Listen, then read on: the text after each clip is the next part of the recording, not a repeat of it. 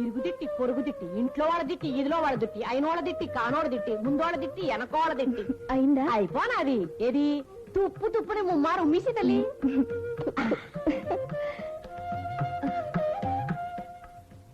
అత్తయ్య, నాకు 2 రోజులకు ఒకసారి మీరు బాంబే ఉత్తరం రాస్తుండాలి, లేకపోతే తిరుగుబండి నేను వెనక్కి వచ్చేస్తాను. తప్పకుండా రాస్తానమ్మా. నీ ఆరోగ్యం జాగ్రత్తగా చూసుకో. మాయా, ఇక నేను బయలుదేరినా? ఎందుకమ్మా భయపడుతున్నావా? భయం అక్కర్లేదమ్మా. బొంబాయి పురిటికెళ్ళేది సాక్షాత్తు మీ అన్నయ్య గారింటికేగా. భయం అక్కర్లేదమ్మా. మొదటి పురుడని భయపడుతున్నావా? అక్కర్లేదమ్మా. నేనేం భయపడలేదు మాయా, మీరే భయపడిపోతున్నారు. చక్కదనాల మనవణ్ణి తీసుకొచ్చి నా చేతిలో పెట్టాలమ్మా. ఏ మనవరాలైతే అక్కర్లేదా?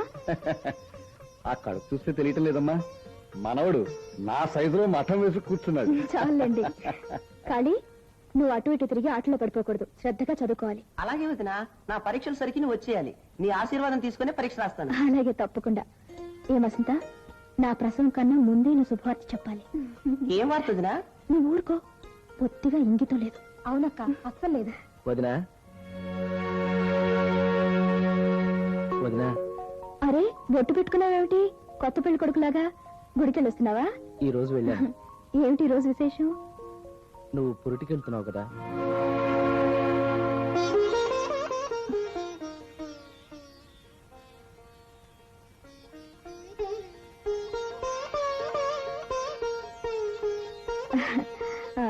ఇంతకీ మావారెక్కడా? ఇదో పెద్ద లగేజ్ అయ్యా. మీటర్ మీద 2 రూపాయలు అడుగుతున్నావు, అదేం కుదరదు.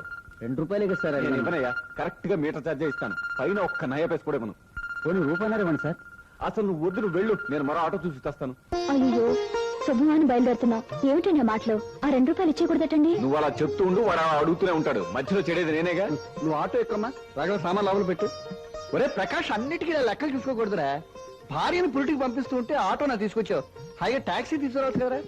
ఇక్కడి నుంచి స్టేషన్ కి ఆటోలో 10 రూపాయలే, టాక్సీలో అయితే 25 రూపాయలు అవుతుంది తెలుసా. ఒరే, టాక్సీలో పంపిస్తే సేఫ్ గా వెళుతుంది. ఈ ఊరు రోడ్లకి ఆటోలో వెళితే దారిలోనే పురుడు వస్తుంది. మంచిదే, ప్రసవ ఖర్చులు మిగులుతాయి. సంతోషించాం కానీ నువ్వు ముందు ఆటో ఎక్కువ. ఇదో అక్కడికి వెళ్ళాక 2 రూపాయలు 2 రూపాయలు అని ఎక్స్ట్రా అడిగామంటే పోలీసులు కప్ప చెప్తాను. జాగ్రత్త. ఏటి బాబు 2 రూపాయల కోసం లజ్జగుజ్జలు ఆడుతున్నారు, ఇచ్చేయండి. క్షేమంగా వెళ్దా అమ్మా. వచ్చేటప్పుడు గుమ్మడి పండు లాంటి బిడ్డను ఎందుకు రావాలా?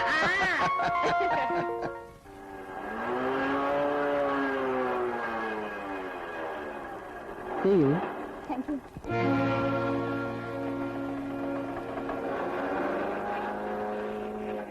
Bye. Good evening uncle. Good evening. Hyderabad నుంచి పీటర్ ఫోన్ చేశారా? వెళ్ళిన పని అయిందిటమ్మా. ఫ్లైట్ మామూలుగా డిలే అయిందిట, ఇప్పుడు వస్తున్నాడు. Thank you. అమ్మా మాట. ఏమిటి అంకుల్? పీటర్ ఫోన్లో నీకోసం అడిగాడు, ఇంకా రాలేదన్నాను. ఇంతవరకు రాలేదా అని అడిగాడు. వాడా మాట అడిగినప్పుడు టైము 8, ఇప్పుడు 11.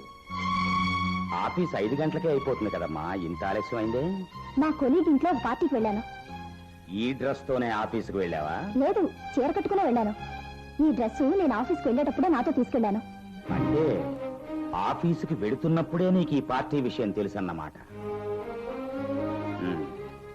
పర్మిషన్ అడగవలసిన నన్ను అడగను లేదు, ఇన్ఫర్మేషన్ చెప్పవలసిన పని మనిషితో చెప్పను లేదు. ఇప్పుడు నిన్ను డ్రాప్ చేసింది ఎవరమ్మా? అంకుల్, మీరు అడిగిన ప్రశ్నలన్నిటికీ నేను ఒకే ఒక సమాధానం చెప్తున్నాను, వినండి. నేను నిప్పు లాంటి మనిషిని, అన్ని విషయాల్లోనూ. Very good. కానీ ఆ వచ్చినవాడు దూది లాంటి వాడైతే కొంపలు అంటుకుపోతాయి కదమ్మా. అంకుల్, అతను మా ఆఫీసులో మాతో కలిసి పనిచేస్తున్నాడు. అతనితో చాలాసార్లు స్కూటర్ మీద వెళ్ళాను. అలా వెళ్ళడం పీటర్ కూడా తెలుసు. ఇప్పుడు రావటం కూడా పీటర్కి తెలుసా? చూడు సరోజిని, బండి నడిపేవాడు పీటర్, వెనక్ కూర్చోవలసిందని నువ్వు ఏమాత్రం కదిలినా బండి బ్యాలెన్స్ తప్పిపోతుందమ్మా. నేను బండి అన్నది మీ కాపురం గురించి. మా బండి ఏ ఒడిదుడుకులు లేకుండానే పోతుంది. అడ్డంగా ఏ ముసలి పీనుగైనా వస్తేనే బ్యాలెన్స్ తప్పుతుంది. నేను ముసలి పీనుగా అన్నది నీ గురించి కాదు,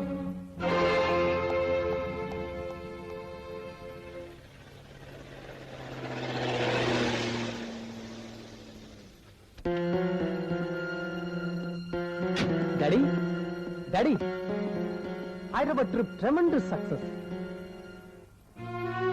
daddy daddy what happen to you? Nothing my son, nothing. ఏమండి, మీ తమ్ముడు బాగా చదువుకోవాలని మీరు మాత్రం అనుకుంటే సరా? ఏమిటా బాగుడు, ఇంట్లో వాళ్ళందరూ అనుకోవాలి అనుకుంటున్నాం. మరి ఏనాడైనా మీ అన్నయ్య అతను చదువు గురించి పట్టించుకోవడం మీరు చూసారా? పెద్దదిన ఊళ్ళో లేదు, నువ్వు నా గదిలోకి వచ్చి చదువుకో, నేను నీకు పాఠాలు చెప్తానని మీ అన్నయ్య ఒకరోజైనా అన్నారా? వసంత, ఇప్పుడు సమస్య పాఠాలా పడకలా? అర్థం లేకుండా మాట్లాడక సరోజిని. నాకు నీ మీద ఎంత మాత్రం సందేహం లేదు, కానీ ఆ సందేహం మరెవరికీ రాకుండా ఉండాలి కదా, అందుకే నేను హెచ్చరిస్తున్నాను. మా నాన్న నాకు భగవంతుడు, కానీ నువ్వు కనీసం ఒక మనిషిగానే గుర్తించడం లేదే.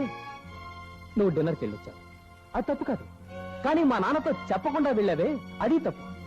నువ్వు బెనర్జీతో స్కూటర్ మీద వచ్చావు, అది తప్పు కాదు, కానీ అర్ధరాత్రి 11 గంటలకు వచ్చావే, అది తప్పు. ఏమండి, మీరు ఒక్క విషయం మర్చిపోతున్నారు. మనకు పెళ్లి 60 ఏళ్ళు అవ్వలేదండి, 6 నెలలు అయింది. అరిగెక్కారు మీరు. లుక్ మిస్టర్ పీటర్, నా మనసులో మీకు తప్ప మరెవ్వరికీ చోట్లేదు. అంత మాత్రాన నన్ను మీ బానిస అనుకుంటే మాత్రం నేను సహించలేను. పుట్టింట్లో నాకు స్వేచ్ఛ లేదు, అది ఇక్కడ దొరుకుతుందని ఆశతోనే మిమ్మల్ని ప్రేమించాను. మీరు నన్ను చులకం చేస్తున్నారు. ధనవంతుల కోడలనే పేరుతో యావజ్జీవ ఖైదు శిక్షకు నేను సిద్ధంగా లేను.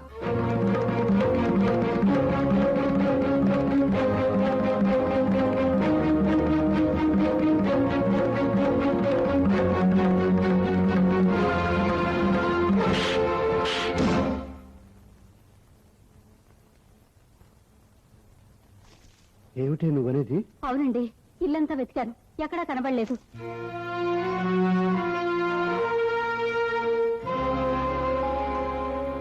మాట్లాడవేరా? వసంతను ఎక్కడికైనా పంపించావా?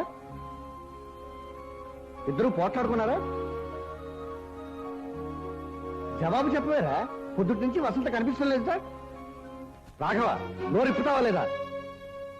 ఇక లాభం లేదు. గోదావరి, నువ్వు వెళ్ళి నా తొక్క తీసుకురా.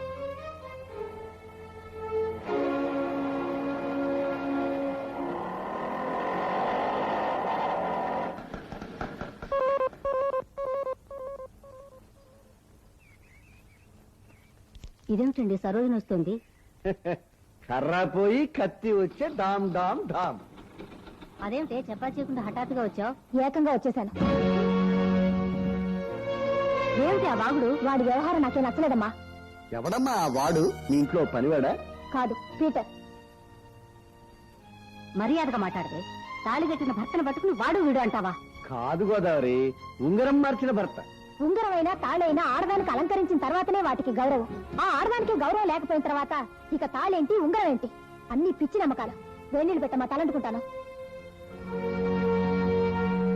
ఏమిటండి విపరీతం? అదే అర్థం కావడం లేదు. మన ఇంట్లో దీపం పెట్టడానికి వచ్చిన కోడలు మాట మంతి లేకుండా వెళ్ళిపోయినందుకు బాధపడాలా? మరెవరింట్లోనో కొవ్వొత్తి వెలిగించడానికి వెళ్ళిన మన కూతురు వెనక్కి తిరిగి వచ్చినందుకు విచారించాలా? నాన్న, మీ అమ్మాయిని తిరిగి వాళ్ళ అత్తవారింటికి పంపే ప్రయత్నం మీరు చేయండి. మీ కోడలు తిరిగి మీ ఇంటికి తీసుకొచ్చే పని నేను చేస్తాను.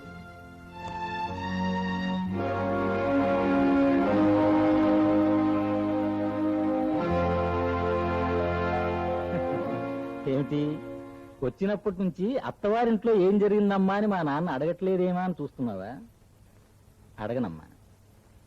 ఆ ఇంటి విషయాల్లో జోక్యం కలుగు చేసుకోవటం అమర్యాద, నాకు తెలిసినంత వరకు.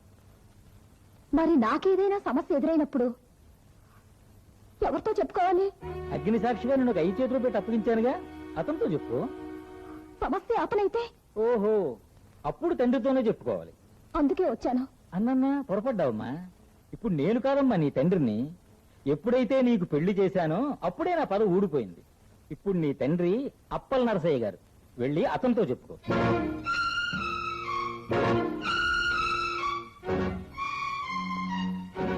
భర్తతో మాట మాత్రమైనా చెప్పకుండా ఇల్లు వదిలిపెట్టి పారిపోయి వచ్చిన దానికి ఈ ఇంట్లో చోట్లేదు. వెళ్ళు, వెళ్ళిపో. వెళ్ళిపోమని చెప్పే హక్కు మీకుంది, కానీ వాళ్ళింటికే వెళ్ళమని చెప్పే హక్కు మీకు లేదు. నేను పోయి ఏదైనా హోటల్లో ఉండేదా? మీకేం పర్వాలేదా? తర్వాత పరువు పోయింది, మర్యాద పోయిందని మొత్తుకోకూడదు.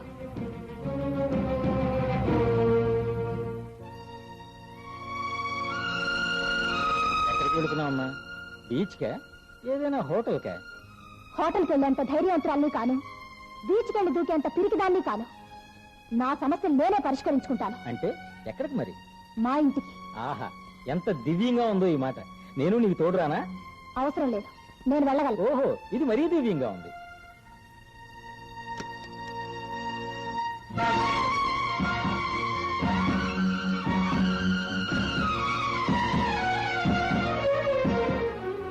ఆగిపోయావమ్మా, మనసు మార్చుకున్నావు కొంపదీసి? అరే రే, అల్లుడు గారా, రండి రండి.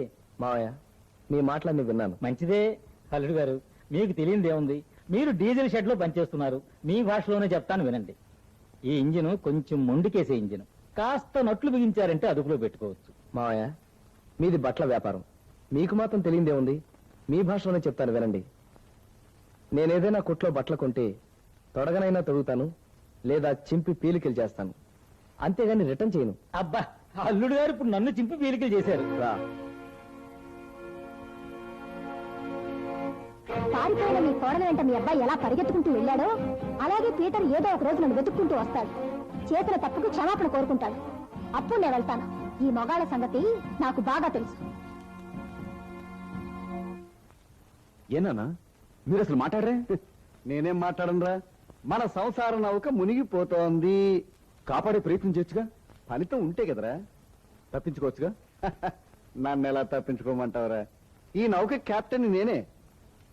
నేను మామూలు ప్రయాణికుణ్ణి, నాకేతొచ్చును, నన్ను దూకేమంటారా?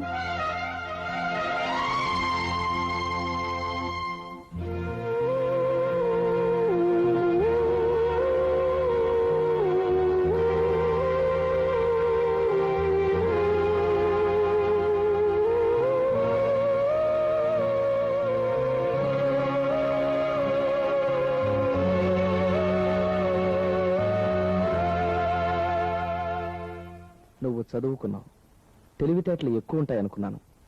అస్సలు లేవని ఇప్పుడే తెలిసింది. చూడు, నేనే నీకు కావాలనుకుంటే నువ్వు కొంతకాలం ఓపికగా ఉండక తప్పదు. నా శరీరమే నీకు కావాలనుకుంటే ఇప్పుడే ఇక్కడే నేను రెడీ.